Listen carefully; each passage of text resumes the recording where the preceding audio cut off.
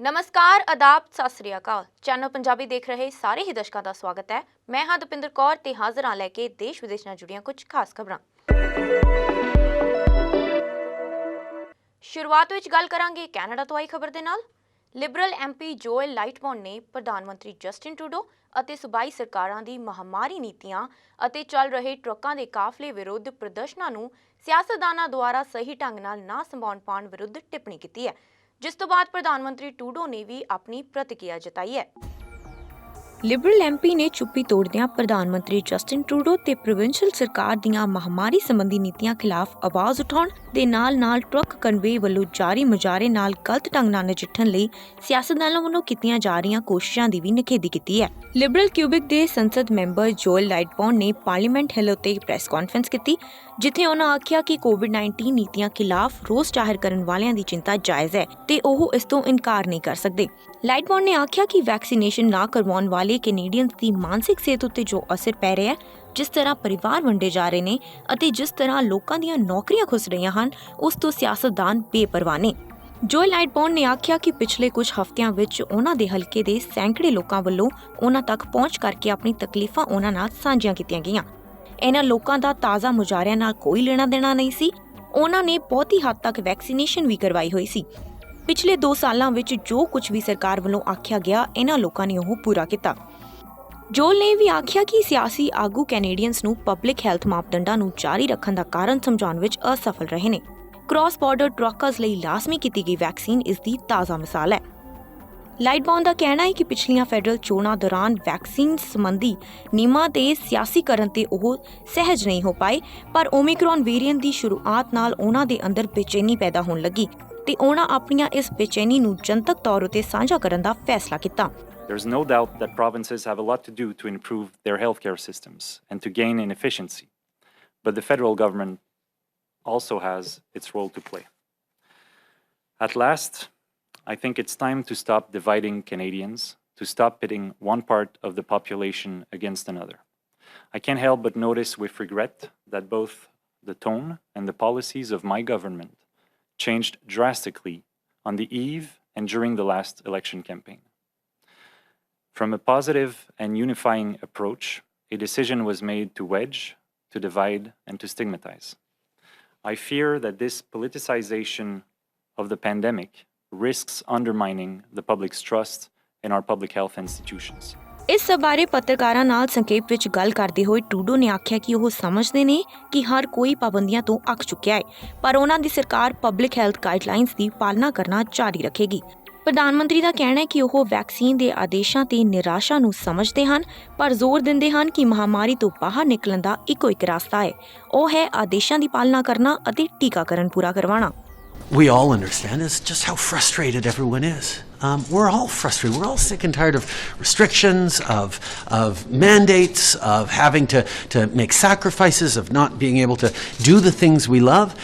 It's been 2 years, and it's really, really tiring for all of us. This government has been focused every step of the way on following the best science, following the best public health advice to keep as many people safe as possible. And quite frankly, it's worked. We've seen the curves lower in Canada than elsewhere. We've seen lower death rates. We've seen quicker economic recovery because Canadians stepped up, because Canadians got vaccinated. And I can understand frustrations with mandates, but mandates are the way to avoid further restrictions or having to be restricted. As people get vaccinated, as Canadians have gotten vaccinated, we've been able to get through things. And this team is going to stay focused on doing exactly that. Bureau report, channel Punjabi. Canada the Rajdhani Ottawa ਵਿੱਚ Canadian ਸਰਕਾਰ ਦੇ vaccine ਦੇ ਆਦੇਸ਼ਾਂ ਦੇ ਖਿਲਾਫ ਵਿਰੋਧ ਪ੍ਰਦਰਸ਼ਨ ਜਾਰੀ ਨੇ। ਇਸ ਸਭ ਦੇ ਦੌਰਾਨ ਭਾਰਤ ਦੇ ਹਾਈ ਕਮਿਸ਼ਨ ਨੇ ਉੱਥੇ ਰਹਿਣ ਵਾਲੇ ਆਪਣੇ ਨਾਗਰਿਕਾਂ ਲਈ ਇੱਕ ਐਡਵਾਈਜ਼ਰੀ ਜਾਰੀ ਕੀਤੀ ਹੈ। ਦੱਸ ਦਈਏ ਕਿ ਐਡਵਾਈਜ਼ਰੀ ਦੇ ਨਾਲ ਇੱਕ ਹੈਲਪਲਾਈਨ ਨੰਬਰ ਵੀ ਜਾਰੀ ਕੀਤਾ ਗਿਆ। ਕੈਨੇਡਾ 'ਚ ਟੀਕਾਕਰਨ ਵਿਰੁੱਧ ਹੋ ਰਹੇ ਹਿੰਸਕ ਪ੍ਰਦਰਸ਼ਨਾਂ ਦੇ ਮੱਦੇਨਜ਼ਰ ਭਾਰਤ ਨੇ ਉੱਥੇ ਰਹਿਣ ਵਾਲੇ ਆਪਣੇ ਨਾਗਰਿਕਾਂ ਨੂੰ ਚੌਕਸ ਰਹਿਣ ਲਈ ਕਿਹਾ ਹੈ। ਕੈਨੇਡਾ ਵਿੱਚ ਭਾਰਤੀ ਹਾਈ ਕਮਿਸ਼ਨ ਨੇ ਮੰਗਲਵਾਰ ਨੂੰ ਇਸ ਸੰਬੰਧ ਵਿੱਚ ਇੱਕ ਐਡਵਾਈਜ਼ਰੀ ਜਾਰੀ ਕੀਤੀ ਹੈ। ਇਸ ਵਿੱਚ ਕਿਹਾ ਗਿਆ ਹੈ ਕਿ ਮੌਜੂਦਾ ਹਾਲਾਤਾਂ ਦੇ ਮੱਦੇਨਜ਼ਰ ਕੈਨੇਡਾ ਵਿੱਚ ਰਹਿ ਰਹੇ ਭਾਰਤੀਆਂ ਅਤੇ ਇੱਥੇ ਆਉਣ ਦੀ ਯੋਜਨਾ ਬਣਾਉਣ ਵਾਲੇ ਲੋਕਾਂ ਨੂੰ ਬੇਹੱਦ ਸੁਚੇਤ ਅਤੇ ਚੌਕਸ ਰਹਿਣ ਦੀ ਲੋੜ ਹੈ। ਉਹਨਾਂ ਨੂੰ ਵਿਰੋਧ ਵਾਲੇ ਇਲਾਕਿਆਂ ਵਿੱਚ ਜਾਣ ਤੋਂ ਬਚਣਾ ਚਾਹੀਦਾ ਹੈ। ਹਾਈ ਕਮਿਸ਼ਨ ਨੇ ਕਿਹਾ ਹੈ ਕਿ ਓਟਾਵਾ ਵਿੱਚ ਐਮਰਜੈਂਸੀ ਦੀ ਸਥਿਤੀ ਘੋਸ਼ਿਤ ਕਰ ਦਿੱਤੀ ਗਈ ਹੈ। ਦੂਜੇ ਸ਼ਹਿਰਾਂ ਵਿੱਚ ਵੀ ਕਰਫਿਊ ਲਗਾਇਆ ਜਾ ਸਕਦਾ ਹੈ। ਤੁਹਾਨੂੰ ਦੱਸ ਦਈਏ ਕਿ ਓਟਾਵਾ ਅਤੇ ਟੋਰਾਂਟੋ ਸਮੇਤ ਕੈਨੇਡਾ ਦੇ ਸਾਰੇ ਵੱਡੇ ਸ਼ਹਿਰਾਂ ਵਿੱਚ ਵਿਰੋਧ ਪ੍ਰਦਰਸ਼ਨ ਹੋ ਰਹੇ ਨੇ। ਇਸ ਵਿੱਚ ਟਰੱਕ ਡਰਾਈਵਰ ਵੀ ਸ਼ਾਮਲ ਨੇ। ਇਸ ਕਾਰਨ ਦੇਸ਼ ਦੇ ਕਈ ਹਿੱਸਿਆਂ ਵਿੱਚ ਜ਼ਰੂਰੀ ਵਸਤੂਆਂ ਦੀ ਕਮੀ ਹੋ ਰਹੀ ਹੈ। ਤੁਹਾਨੂੰ ਦੱਸ ਦਈਏ ਕਿ ਕੈਨੇਡਾ ਦੀ ਰਾਜਧਾਨੀ ਓਟਾਵਾ ਦੇ ਮੇਅਰ ਜਿਮ ਵਾਟਸਨ ਨੇ ਟਰੱਕ ਡਰਾਈਵਰਾਂ ਵੱਲੋਂ ਕੋਰੋਨਾ ਵੈਕਸੀਨ ਦੇ ਹੁਕਮਾਂ ਦੇ ਵਿਰੋਧ ਵਿੱਚ ਲਗਾਤਾਰ 9 ਦਿਨ ਤੋਂ ਕੀਤੇ ਜਾ ਰਹੇ ਵਿਰੋਧ ਤੋਂ ਬਾਅਦ ਐਮਰਜੈਂਸੀ ਦਾ ਐਲਾਨ ਕਰ ਦਿੱਤਾ ਹੈ। ਮੇਅਰ ਨੇ ਕਿਹਾ ਕਿ ਚੱਲ ਰਹੇ ਪ੍ਰਦਰਸ਼ਨਾਂ ਤੋਂ ਨਿਵਾਸੀਆਂ ਦੀ ਸੁਰੱਖਿਆ ਨੂੰ ਗੰਭੀਰ ਖਤਰੇ ਦੇ ਮੱਦੇਨਜ਼ਰ ਐਮਰਜੈਂਸੀ ਦਾ ਐਲਾਨ ਕੀਤਾ ਗਿਆ ਹੈ। ਕੈਨੇਡਾ ਦੇ ਮੇਅਰ ਨੇ ਇਹ ਵੀ ਕਿਹਾ ਕਿ ਅਮਰੀਕਾ ਵਿੱਚ ਮੌਜੂਦ ਗੁੱਟਾਂ ਨੂੰ ਗੁਆਂਢੀ ਮੁਲਕ ਦੇ ਅੰਦਰੂਨੀ ਮਾਮਲਿਆਂ ਵਿੱਚ ਦਖਲ ਨਹੀਂ ਦੇਣਾ ਚਾਹੀਦਾ। ਰਿਪੋਰਟਾਂ ਦੇ ਅਨੁਸਾਰ ਓਟਾਵਾ ਪੁਲਿਸ ਦੇ ਮੁਖੀ ਪੀਟਰ ਨੇ ਪੁਲਿਸ ਬਾਰਡਰ ਦੀ ਇੱਕ ਵਿਸ਼ੇਸ਼ ਮੀਟਿੰਗ ਵਿੱਚ ਦੱਸਿਆ ਕਿ ਉਹਨਾਂ ਦੀ ਫੋਰਸ ਕੋਲ ਇਸ ਸ਼ਹਿਰ ਵਿੱਚ ਪੁਲਿਸਿੰਗ ਨੂੰ ਡੂੰਘਵੇਂ ਅਤੇ ਪ੍ਰਭਾਵਸ਼ਾਲੀ ਢੰਗ ਨਾਲ ਮੁਹੱਈਆ ਕਰਾਉਣ ਲਈ ਲੋੜੀਂਦਾ ਸਰੋਤ ਨਹੀਂ ਹਨ।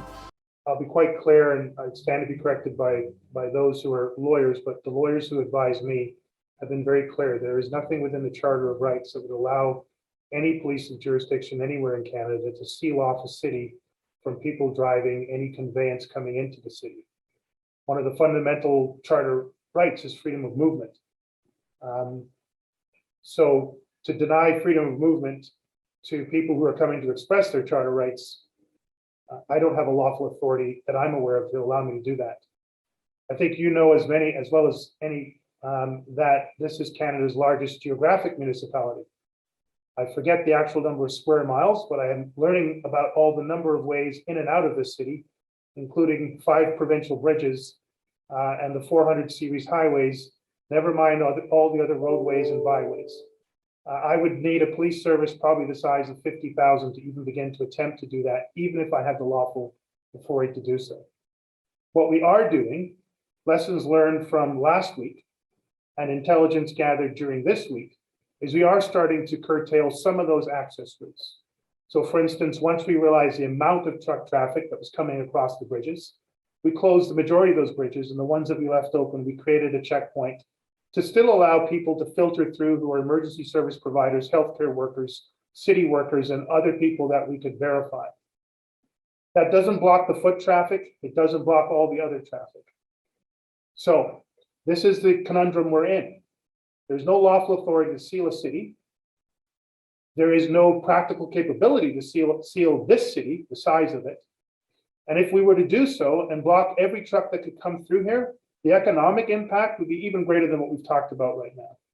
The impact of people trying to move and support their businesses, supply their businesses, would be almost as, if not more catastrophic than it has been. So I know as a leader in the city, as someone representing the voice of your constituents, you are looking for that elegant, simple solution. That particular solution is not one that's available to me or any other police chief in any other jurisdiction. We will do our very best to fine-tune the traffic plan based on the intelligence that's coming in with the support of our federal, provincial, on both sides of the province partners and our local partners, as well as the City of Ottawa, in terms of looking at ways that we can guide trucks, block some access ways. We have hardened, as you've heard, Trish Ferguson, we've hardened elements of the downtown. We're bringing in cement barriers. We've used snow removal machines up until now. They need to be freed up for the snow that's coming in the next 24 to 48 hours. All of those options are being looked at. But there is no way that we can block every truck from coming in through any access point in a city of this size. I hope that answers your question. Peter ਨੇ ਕਿਹਾ ਕਿ ਹਜ਼ਾਰਾਂ ਪ੍ਰਦਰਸ਼ਨਕਾਰੀਆਂ ਇਕੱਠੇ ਹੋਏ ਸਨ, ਜਿੱਥੇ ਟਰੱਕਾਂ ਨੇ ਰਿਹਾਇਸ਼ੀ ਸੜਕਾਂ ਨੂੰ ਰੋਕ ਦਿੱਤਾ ਸੀ। ਸ਼ਨੀਵਾਰ ਨੂੰ ਟਰੈਕਟਰ, ਟ੍ਰੇਲਰ ਅਤੇ ਪ੍ਰਾਈਵੇਟ ਵਾਹਨਾਂ ਦੇ ਵਿਰੋਧ ਦੇ ਦੂਜੇ ਹਫ਼ਤੇ ਵਿੱਚ ਸ਼ਾਮਲ ਹੋਣ ਦੇ ਲਈ ਓਟਾਵਾ ਸ਼ਹਿਰ ਵਿੱਚ ਦਾਖਲ ਹੋਏ, ਜਿਸ ਦਾ ਉਦੇਸ਼ ਜਸਟਿਨ ਟਰੂਡੋ ਦੀ ਅਗਵਾਈ ਵਾਲੀ ਸਰਕਾਰ ਦੀ ਵੈਕਸੀਨ ਦੀ ਲੋੜ ਦੇ ਵਿਰੋਧ ਵਿੱਚ ਆਵਾਜ਼ ਉਠਾਉਣਾ ਸੀ। Bureau report, channel Punjabi. ਇਹ ਖਾਸ ਖਬਰ ਬੱਚਿਆਂ ਤੇ ਮਾਪਿਆਂ ਨਾਲ ਜੁੜੀ ਹੋਈ ਹੈ। ਬ੍ਰਿਟੇਨ ਦੀ ਪ੍ਰਮੁੱਖ health care company Johnson and Johnson ਦੇ ਬੇਬੀ ਪਾਊਡਰ ਦੀ ਵਿਕਰੀ ਤੇ ਪੂਰੀ ਦੁਨੀਆ 'ਚ ਪਾਬੰਦੀ ਲੱਗ ਸਕਦੀ ਹੈ। ਆਓ ਜਾਣਦੇ ਹਾਂ ਕੀ ਹੈ ਪੂਰਾ ਮਾਮਲਾ। ਬ੍ਰਿਟੇਨ ਦੀ ਪ੍ਰਮੁੱਖ health care company Johnson and Johnson ਨੇ ਪਹਿਲਾਂ ਹੀ ਸਾਲ 2020 ਵਿੱਚ ਅਮਰੀਕਾ ਅਤੇ ਕੈਨੇਡਾ ਵਿੱਚ ਬੇਬੀ ਪਾਊਡਰ ਉਤਪਾਦਨ ਦੀ ਵਿਕਰੀ ਬੰਦ ਕਰ ਦਿੱਤੀ ਸੀ। ਦਰਅਸਲ US ਰੈਗੂਲੇਟਰਾਂ ਨੇ ਦਾਅਵਾ ਕੀਤਾ ਸੀ ਕਿ ਉਹਨਾਂ ਨੂੰ ਕੰਪਨੀ ਦੇ ਬੇਬੀ ਪਾਊਡਰ ਵਿੱਚ ਕੈਂਸਰ ਪੈਦਾ ਕਰਨ ਵਾਲੇ ਤੱਤ ਮਿਲੇ ਹਨ। ਤੁਹਾਨੂੰ ਦੱਸ ਦਈਏ ਕਿ ਜੌਨਸਨ ਐਂਡ ਜੌਨਸਨ ਕੰਪਨੀ ਇਸ ਸਮੇਂ 34,000 ਤੋਂ ਵੱਧ ਮੁਕੱਦਮਿਆਂ ਦਾ ਸਾਹਮਣਾ ਕਰ ਰਹੀ ਹੈ। ਇਹਨਾਂ ਵਿੱਚੋਂ ਬਹੁਤ ਸਾਰੇ ਕੇਸ ਔਰਤਾਂ ਦੇ ਹਨ ਜਿਨ੍ਹਾਂ ਨੇ ਦਾਅਵਾ ਕੀਤਾ ਹੈ ਕਿ ਉਹਨਾਂ ਨੂੰ ਬੇਬੀ ਪਾਊਡਰ ਦੀ ਵਰਤੋਂ ਕਾਰਨ ਓਵੇਰੀਅਨ ਕੈਂਸਰ ਹੋ ਗਿਆ ਹੈ। ਹਾਲਾਂਕਿ ਜੌਨਸਨ ਐਂਡ ਜੌਨਸਨ ਨੇ ਇਸ ਗੱਲ ਤੋਂ ਇਨਕਾਰ ਕੀਤਾ ਹੈ ਕਿ ਉਸ ਦੇ ਬੇਬੀ ਪਾਊਡਰ ਨੁਕਸਾਨਦੇਹ ਹਨ। ਕੰਪਨੀ ਦਾ ਕਹਿਣਾ ਹੈ ਕਿ ਉਸ ਨੇ ਉੱਤਰੀ ਅਮਰੀਕਾ ਵਿੱਚ ਵਿਕਰੀ ਘਟਣ ਕਾਰਨ ਉਸ ਨੂੰ ਉੱਥੋਂ ਹਟਾਇਆ ਸੀ। ਤੁਹਾਨੂੰ ਦੱਸ ਦਈਏ ਕਿ ਟੈਲਕ ਦੁਨੀਆ ਦਾ ਸਭ ਤੋਂ ਨਰਮ ਖਣਿਜ ਹੈ ਅਤੇ ਇਹ ਬਹੁਤ ਸਾਰੇ ਦੇਸ਼ਾਂ ਵਿੱਚ ਬਣਦਾ ਹੈ। ਇਹ ਕਾਗਜ਼, ਪਲਾਸਟਿਕ ਅਤੇ ਫਾਰਮਾਸਿਊਟੀਕਲ ਸਮੇਤ ਬਹੁਤ ਸਾਰੇ ਉਦਯੋਗਾਂ ਵਿੱਚ ਵਿਆਪਕ ਤੌਰ ਤੇ ਵਰਤਿਆ ਜਾਂਦਾ ਹੈ। ਇਸ ਦਾ ਇਸਤੇਮਾਲ ਨੈਪੀ ਰੈਸ਼ ਅਤੇ ਹੋਰ ਕਈ ਤਰ੍ਹਾਂ ਦੇ ਪਰਸਨਲ ਹਾਈਜੀਨ ਵਿੱਚ ਹੁੰਦਾ ਹੈ। ਕਈ ਵਾਰ ਇਸ ਵਿੱਚ ਐਸਬੈਸਟਸ ਮਿਲਾਇਆ ਹੁੰਦਾ ਹੈ ਜੋ ਕਿ ਸਰੀਰ ਵਿੱਚ ਕੈਂਸਰ ਦਾ ਕਾਰਨ ਬਣ ਸਕਦਾ ਹੈ। ਦੁਨੀਆ ਭਰ ਵਿੱਚ ਇਸ ਦੀ ਵਿਕਰੀ ਨੂੰ ਰੋਕਣ ਲਈ ਇੱਕ ਸ਼ੇਅਰਧਾਰਕ ਵੋਟ ਦੀ ਤਿਆਰੀ ਕੀਤੀ ਜਾ ਰਹੀ ਹੈ। ਲੰਡਨ ਸਥਿਤ ਨਿਵੇਸ਼ ਪਲੇਟਫਾਰਮ ਟਿਲਿਪ ਸ਼ੇਅਰ ਨੇ ਇਹ ਪ੍ਰਸਤਾਵ ਦਿੱਤਾ ਹੈ। ਇਹ ਪ੍ਰਸਤਾਵ US securities and exchange committee SAE ਨੂੰ ਵੀ ਭੇਜਿਆ ਗਿਆ ਹੈ। ਉਸਨੇ ਪੁੱਛਿਆ ਹੈ ਕਿ ਅਪ੍ਰੈਲ ਵਿੱਚ ਕੰਪਨੀ ਦੀ ਸਾਲਾਨਾ ਮੀਟਿੰਗ ਤੋਂ ਪਹਿਲਾਂ ਅਜਿਹਾ ਕਰਨਾ ਜਾਇਜ਼ ਹੈ ਜਾਂ ਨਹੀਂ। ਇਸ ਦੌਰਾਨ ਕੰਪਨੀ ਨੇ ਵੀ ਅਮਰੀਕੀ ਰੈਗੂਲੇਟਰਾਂ ਨੂੰ ਪੱਤਰ ਲਿਖ ਕੇ ਬੇਨਤੀ ਕੀਤੀ ਹੈ ਕਿ ਉਹ ਸ਼ੇਅਰ ਧਾਰਕ ਦੇ ਪ੍ਰਸਤਾਵ ਨੂੰ ਅਵੈਧ ਮੰਨੇ। ਉਹਨਾਂ ਦਾ ਕਹਿਣਾ ਹੈ ਕਿ ਇਸ ਨਾਲ ਕੰਪਨੀ ਵਿਰੁੱਧ ਦੁਨੀਆ ਭਰ ਵਿੱਚ ਚੱਲ ਰਹੇ ਕੇਸਾਂ ਤੇ ਵੀ ਅਸਰ ਪਵੇਗਾ। ਜੌਨਸਨ ਐਂਡ ਜੌਨਸਨ ਪਹਿਲਾਂ ਹੀ ਦੁਨੀਆ ਭਰ ਵਿੱਚ ਅਰਬਾਂ ਡਾਲਰ ਦਾ ਮੁਆਵਜ਼ਾ ਅਦਾ ਕਰ ਚੁੱਕੀ ਹੈ। Bureau report, channel Punjabi. ਇੱਕ ਅਹਿਮ ਖਬਰ ਆਸਟ੍ਰੇਲੀਆ ਤੋਂ ਆਈ ਹੈ। 2019 ਵਿੱਚ ਆਸਟ੍ਰੇਲੀਆ ਦੀ ਸੰਸਦ ਦੀ ਇੱਕ ਸਾਬਕਾ ਕਰਮਚਾਰੀ ਬ੍ਰਿਟਨੀ ਨਾਲ ਹੋਈ ਬਦਫੈਲੀ ਦੇ ਮਾਮਲੇ ਦੀ ਦੁਨੀਆ ਭਰ ਵਿੱਚ ਚਰਚਾ ਹੋਈ ਸੀ। ਇਸ ਮਾਮਲੇ ਬਾਰੇ ਸੰਸਦ 'ਚ ਬੋਲਦਿਆਂ ਆਸਟ੍ਰੇਲੀਆ ਦੇ ਪ੍ਰਧਾਨ ਮੰਤਰੀ ਸਕਾਟ ਮੋਰਿਸਨ ਨੇ ਉਹਨਾਂ ਕਰਮਚਾਰੀਆਂ ਤੋਂ ਮਾਫੀ ਮੰਗੀ ਹੈ ਜਿਨ੍ਹਾਂ ਨੇ ਸਦਨ ਅਤੇ ਹੋਰ ਸਰਕਾਰੀ ਦਫ਼ਤਰਾਂ ਵਿੱਚ ਦਹਾਕਿਆਂ ਤੱਕ ਛੇੜਖਾਨੀ ਅਤੇ ਜਿਸਨੀ ਪਰੇਸ਼ਾਨੀ ਸਹਿਣ ਕੀਤੀ ਹੈ। ਆਸਟ੍ਰੇਲੀਆ ਦੇ ਪ੍ਰਧਾਨ ਮੰਤਰੀ ਸਕਾਟ ਮੋਰਿਸਨ ਨੇ ਦਹਾਕਿਆਂ ਤੱਕ ਜਿਸਨੀ ਛੇੜਛਾੜ ਅਤੇ ਯੌਨ ਸ਼ੋਸ਼ਣ ਦੇ ਸ਼ਿਕਾਰ ਹੋਣ ਵਾਲਿਆਂ ਤੋਂ ਸੰਸਦ 'ਚ ਮਾਫੀ ਮੰਗੀ ਹੈ। ਇਸ ਦੌਰਾਨ ਜਿਸਨੀ ਸ਼ੋਸ਼ਣ ਦੀ ਪੀੜਿਤਾ ਬ੍ਰਿਟਨੀ ਹੈਗਨਸ ਵੀ ਮੌਜੂਦ ਸਨ। ਦੱਸਣਯੋਗ ਹੈ ਕਿ ਸਾਲ 2019 ਵਿੱਚ ਸੰਸਦ ਦੇ ਇੱਕ ਸਾਬਕਾ ਕਰਮਚਾਰੀ ਬ੍ਰਿਟਨੀ ਨਾਲ ਡਿਫੈਂਸ ਮਿਨਿਸਟਰ ਦੇ ਦਫ਼ਤਰ 'ਚ ਉਹਨਾਂ ਦੇ ਇੱਕ ਸਹਿਯੋਗੀ ਨੇ ਬਲਾਤਕਾਰ ਕੀਤਾ ਸੀ। ਇਸ ਮਾਮਲੇ ਦੀ ਜਾਂਚ ਲਈ 3 ਕਮੇਟੀਆਂ ਬਣਾਈਆਂ ਗਈਆਂ ਸਨ ਤੇ ਹੁਣ ਇਹ ਸਾਬਤ ਹੋ ਚੁੱਕਿਆ ਹੈ ਕਿ ਬ੍ਰਿਟਨੀ ਦੇ ਦੋਸ਼ ਸਹੀ ਸਨ। ਸੰਸਦ ਵਿੱਚ ਪ੍ਰਧਾਨ ਮੰਤਰੀ ਸਕਾਟ ਮੋਰਿਸਨ ਨੇ ਖੁਦ ਇਸ ਮਾਮਲੇ ਤੇ ਬਿਆਨ ਦਿੰਦਿਆਂ ਕਿਹਾ ਕਿ ਮੈਂ ਬ੍ਰਿਟਨੀ ਹਿਗਿੰਸ ਕੋਲੋਂ ਮਾਫੀ ਮੰਗਦਾ। ਇਸ ਥਾਂ ਤੇ ਉਹਨਾਂ ਨਾਲ ਬਹੁਤ ਹੀ ਘਿਨਾਉਣਾ ਜੁਰਮ ਹੋਇਆ ਹੈ। ਮੈਂ ਇਸ ਲਈ ਹੋਰ ਸ਼ਰਮਿੰਦਾ ਹਾਂ ਕਿਉਂਕਿ ਅਜਿਹੀਆਂ ਕੁਝ ਹੋਰ ਘਟਨਾਵਾਂ ਵੀ ਪਹਿਲਾਂ ਵਾਪਰੀਆਂ ਸਨ। I am sorry. We are sorry. I'm sorry to Ms. Higgins for the terrible things that took place here. And the place that should have been a place of safety and contribution turned out to be a nightmare. But I'm sorry for far more than that, for all of those who came before Ms. Higgins and endured the same, but she had the courage to stand. And so here we are. So we are sorry for all of these things. And in doing so, each of us take an accountability for changing these things. And to those who have perpetuated such bullying, abuse and violence, the light will come to those behaviours as it must. ਦੱਸਣਯੋਗ ਹੈ ਕਿ ਸਾਲ 2019 ਵਿੱਚ Britney parliament ਦੀ ਇੱਕ party ਵਿੱਚ ਆਈ ਸੀ ਜਿਸ ਦੌਰਾਨ ਉਹਨਾਂ ਨੇ ਬਾਕੀ ਲੋਕਾਂ ਦੇ ਨਾਲ ਸ਼ਰਾਬ ਪੀਤੀ। ਬ੍ਰਿਟਨੀ ਨੇ ਦੱਸਿਆ ਕਿ ਮੇਰੇ ਇੱਕ ਸਹਿਯੋਗੀ ਨੇ ਮੈਨੂੰ ਘਰ ਛੱਡਣ ਦੀ ਪੇਸ਼ਕਸ਼ ਦਿੱਤੀ ਪਰ ਉਹ ਵਿਅਕਤੀ ਮੈਨੂੰ ਮੇਰੇ ਘਰ ਛੱਡਣ ਦੀ ਬਜਾਏ ਪਾਰਲੀਮੈਂਟ ਹਾਊਸ ਲੈ ਗਿਆ ਜਿੱਥੇ ਉਸਨੇ ਡਿਫੈਂਸ ਮਿਨਿਸਟਰ ਦੇ ਚੈਂਬਰ ਵਿੱਚ ਮੇਰੇ ਨਾਲ ਬਲਾਤਕਾਰ ਕੀਤਾ। ਹਾਲਾਂਕਿ ਬ੍ਰਿਟਨੀ ਨੇ ਉਸ ਵਿਅਕਤੀ ਦਾ ਨਾਂ ਜਨਤਕ ਨਹੀਂ ਕੀਤਾ ਹੈ ਪਰ ਕਿਹਾ ਜਾ ਰਿਹਾ ਹੈ ਕਿ ਦੋਸ਼ੀ ਲਿਬਰਲ ਪਾਰਟੀ ਦਾ ਉੱਭਰਦਾ ਸਿਆਸਤਦਾਨ ਹੈ। Bureau report, channel Punjabi. America ਦੀ ਸਰਹੱਦ ਨੇੜੇ ਜਨਵਰੀ 'ਚ RCMP ਨੂੰ US ਦੀ ਸਰਹੱਦ ਤੋਂ ਮਹਿਜ਼ ਕੁਝ ਹੀ ਦੂਰ ਇੱਕ ਛੋਟੇ ਬੱਚੇ, ਇੱਕ ਟੀਨੇਜਰ ਸਣੇ 4 ਲੋਕਾਂ ਦੀਆਂ ਮ੍ਰਿਤਕ ਦੇਹਾਂ ਮਿਲੀਆਂ ਸਨ। ਭਾਰਤੀ ਮੂਲ ਦੇ ਪਰਿਵਾਰ ਦੀ ਮੌਤ ਤੋਂ ਬਾਅਦ ਹੁਣ ਕੈਨੇਡਾ ਸਰਕਾਰ ਨੇ ਵੀਜ਼ਾ ਅਰਜ਼ੀਆਂ ਦੀ ਡੂੰਘਾਈ ਨਾਲ ਜਾਂਚ ਸ਼ੁਰੂ ਕਰ ਦਿੱਤੀ ਹੈ ਜਿਸ ਦੇ ਚਲਦਿਆਂ ਜੇਕਰ ਅਫਸਰਾਂ ਨੂੰ ਮਾਮੂਲੀ ਸ਼ੱਕ ਵੀ ਪੈਦਾ ਹੁੰਦਾ ਹੈ ਤਾਂ ਕਿਸੇ ਵੀ ਵਿਅਕਤੀ ਦਾ ਵੀਜ਼ਾ ਰਿਜੈਕਟ ਹੋ ਸਕਦਾ ਹੈ। ਅਮਰੀਕਾ ਦੀ ਸਰਹੱਦ ਨੇੜੇ ਹੋਏ ਭਾਰਤੀ ਮੂਲ ਦੇ ਪਰਿਵਾਰ ਦੀ ਮੌਤ ਤੋਂ ਬਾਅਦ ਹੁਣ ਕੈਨੇਡਾ ਸਰਕਾਰ ਨੇ ਵੀਜ਼ਾ ਅਰਜ਼ੀਆਂ ਦੀ ਡੂੰਘਾਈ ਨਾਲ ਜਾਂਚ ਸ਼ੁਰੂ ਕਰ ਦਿੱਤੀ ਹੈ। ਰਿਪੋਰਟਾਂ ਦੇ ਮੁਤਾਬਕ ਆਉਣ ਵਾਲੇ ਸਮੇਂ ਦੌਰਾਨ ਹਜ਼ਾਰਾਂ ਭਾਰਤੀ ਨਾਗਰਿਕਾਂ ਦੀ ਕੈਨੇਡਾ ਤੇ ਅਮਰੀਕਾ ਵੀਜ਼ਾ ਅਰਜ਼ੀਆਂ ਰੱਦ ਹੋ ਸਕਦੀਆਂ ਹਨ। ਕੈਨੇਡੀਅਨ ਇਮੀਗ੍ਰੇਸ਼ਨ ਅਫਸਰਾਂ ਵੱਲੋਂ ਸੰਬੋਧਨ ਵਿਅਕਤੀ ਦੀ ਕੈਨੇਡਾ ਆਉਣ ਦਾ ਮਕਸਦ ਪਤਾ ਕਰਨ ਤੋਂ ਬਾਅਦ ਹੀ ਵੀਜ਼ਾ ਜਾਰੀ ਕੀਤਾ ਜਾਵੇਗਾ। ਉੱਥੇ ਹੀ ਜੇਕਰ ਅਫਸਰਾਂ ਨੂੰ ਮਾਮੂਲੀ ਸ਼ੱਕ ਵੀ ਪੈਦਾ ਹੁੰਦਾ ਹੈ ਤਾਂ ਵੀਜ਼ਾ ਰਿਜੈਕਟ ਹੋ ਸਕਦਾ ਹੈ। ਕੈਨੇਡਾ ਦੇ ਪ੍ਰਧਾਨ ਮੰਤਰੀ ਜਸਟਿਨ ਟਰੂਡੋ ਵੀ ਮੰਨ ਚੁੱਕੇ ਹਨ ਕਿ ਵੱਡੀ ਗਿਣਤੀ ਵਿੱਚ ਭਾਰਤੀ ਕਿਸੇ ਵੀ ਤਰੀਕੇ ਨਾਲ ਕੈਨੇਡਾ ਜਾਂ ਅਮਰੀਕਾ ਦੀ ਧਰਤੀ ਤੇ ਪਹੁੰਚਣਾ ਚਾਹੁੰਦੇ ਨੇ। ਦੱਸਣਯੋਗ ਹੈ ਕਿ ਗੁਜਰਾਤ ਦੇ ਜਗਦੀਸ਼ ਪਟੇਲ ਆਪਣੇ ਪਰਿਵਾਰ ਦੇ ਨਾਲ ਵਿਜ਼ਿਟਰ ਵੀਜ਼ਾ ਤੇ ਕੈਨੇਡਾ ਦਾਖਲ ਹੋਏ ਸਨ, ਜਿਸ ਤੋਂ ਬਾਅਦ ਉਹ ਰਾਤ ਨੂੰ -35 ਡਿਗਰੀ ਦੀ ਠੰਡ 'ਚ ਅਮਰੀਕਾ ਦੇ ਰਾਹ ਤੇ ਪੈ ਗਏ। ਇਹ ਪਰਿਵਾਰ 12 ਜਨਵਰੀ ਨੂੰ ਟੋਰਾਂਟੋ ਦੇ ਪੀਅਰਸਨ ਕੌਮਾਂਤਰੀ ਹਵਾਈ ਅੱਡੇ ਤੇ ਉਤਰਿਆ ਸੀ। ਇੱਥੋਂ ਜਗਦੀਸ਼ ਪਟੇਲ ਨੇ ਆਪਣੇ ਪਰਿਵਾਰ ਨੂੰ ਫੋਨ ਕਰਕੇ ਦੱਸਿਆ ਕਿ ਉਹ ਬਿਲਕੁਲ ਠੀਕ ਹਨ ਤੇ ਏਅਰਪੋਰਟ ਤੇ ਪਹੁੰਚ ਗਏ ਨੇ। ਇਸ ਤੋਂ ਇਲਾਵਾ ਜਗਦੀਸ਼ ਨੇ ਫੋਨ ਤੇ ਠੰਡ ਦਾ ਜ਼ਿਕਰ ਵੀ ਕੀਤਾ ਸੀ, ਪਰ ਉਹ ਨਹੀਂ ਜਾਣਦਾ ਸੀ ਕਿ ਜਿਸ ਰਾਹ ਤੇ ਉਹਨਾਂ ਨੇ ਜਾਣਾ ਹੈ, ਇਹੀ ਠੰਡ ਉਹਨਾਂ ਦੀ ਜਾਨ ਲੈ ਲਵੇਗੀ।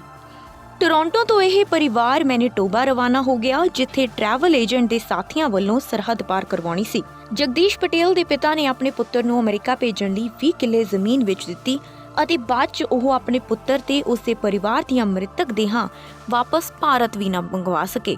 ਕੈਨੇਡਾ ਅਮਰੀਕਾ ਤੋਂ ਇਲਾਵਾ ਭਾਰਤ ਸਰਕਾਰ ਨੇ ਮਾਮਲੇ ਨੂੰ ਗੰਭੀਰਤਾ ਨਾਲ ਲੈਂਦਿਆਂ ਮਾਮਲਾ CID ਦੇ ਹਵਾਲੇ ਕਰ ਦਿੱਤਾ ਹੈ। ਇਸ ਤੋਂ ਇਲਾਵਾ ਅਮਰੀਕਾ ਕੈਨੇਡਾ ਦੇ ਵੀਜ਼ਾ ਲਗਵਾਉਣ ਦੀ ਗਾਰੰਟੀ ਦੇਣ ਵਾਲੇ 13 ਏਜੰਟਾਂ ਨੂੰ ਵੀ ਗ੍ਰਿਫਤਾਰ ਕੀਤੇ ਗਏ ਨੇ। Bureau report, channel Punjabi. ਅੱਜ ਦੇ ਇਸ ਬੁਲੇਟਿਨ 'ਚ ਬਸ ਇੰਨਾ ਹੀ। ਨਵੀਆਂ ਤੇ ਤਾਜ਼ਾ ਖਬਰਾਂ ਲੈ ਕੇ ਫਿਰ ਤੋਂ ਹਾਜ਼ਰ ਹੋਵਾਂਗੇ। ਹੁਣ ਮੈਨੂੰ ਦਿਓ ਇਜਾਜ਼ਤ। ਧੰਨਵਾਦ।